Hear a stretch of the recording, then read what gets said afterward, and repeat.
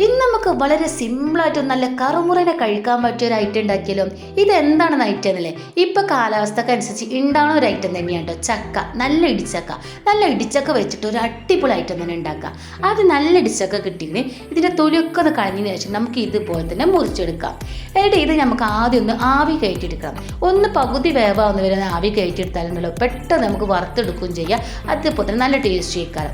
ഇനി നമുക്കൊരു പാത്രത്തിലേക്ക് ആവശ്യത്തിന് മുളകും പൊടി, കളറിലെ മുളകും പൊടി ആണെങ്കിൽ ഒന്നുകൂടി നന്നോ, പിന്നെ മഞ്ഞൾപ്പൊടി, പിന്നെ അതിലേക്ക് വേണ്ടത് കുരുമുളകിൻ്റെ പൊടി കേട്ടോ. അപ്പോൾ മുളകിൻ്റെ എരിവിനനുസരിച്ച് കുരുമുളകിൻ്റെ പൊടി ചേർത്ത് കൊടുക്കുക. പിന്നെ കുറച്ച് ചിക്കൻ മസാല ചേർക്കണം. ചിക്കൻ മസാല ആണെങ്കിലും അല്ലെങ്കിൽ ബീഫ് മസാല ആണെങ്കിലും കുഴപ്പമില്ല.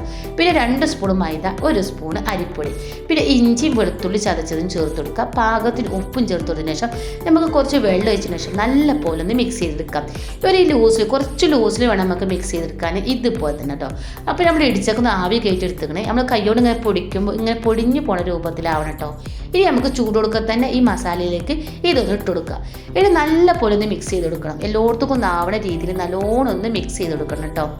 ഇതുപോലെ തന്നെ നല്ലോണം ഒന്ന് മിക്സ് ചെയ്ത് കൊടുത്തിക്കണം. എല്ലായിടത്തും മസാല നല്ലോണം ആവണേ, അപ്പോഴേ നല്ല ടേസ്റ്റ് ഉണ്ടാവുള്ളൂ കേട്ടോ. ഇനി നമുക്കതിൻ്റെ മുകളിൽ ഭാഗത്ത് 2-4 കരിവേപ്പിൻ്റെ ഇലയും കൂടി ചേർത്ത് കൊടുക്കാം. ഇനി ചൂടായ ഓയിലേക്കോ വെളിച്ചെണ്ണയിലേക്കോ ഇട്ടിട്ട് നല്ല പോലെ ഒന്ന് വറുത്ത് കോരണം. ആദ്യം നല്ല സ്പീഡിൽ തന്നെ തീ വെച്ചതിന് ശേഷം നമുക്ക് ഇതൊക്കെ ഓരോന്ന് ഇട്ട് കൊടുത്തതിന് ശേഷം നമുക്ക് എന്താ തീ കുറച്ച് കൊടുക്കുക. ഇനി നല്ല പോലെ ഒന്ന് ക്രിസ്പി ആയിട്ട് എടുക്കുക. നല്ല ക്രിസ്പി ആയിട്ട് പറഞ്ഞാൽ നല്ല പോലെ ഒന്ന് ക്രിസ്പി ആയിട്ട് കിട്ടണം.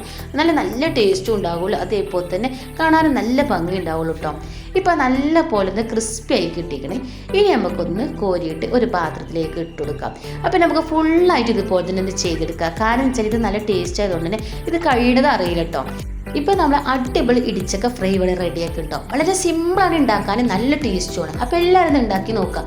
ഇഷ്ടപ്പെട്ടാൽ ലൈക്ക് ചെയ്യാനും ഷെയർ ചെയ്യാനും സപ്പോർട്ട് ചെയ്യാനും മറക്കല്ലേ.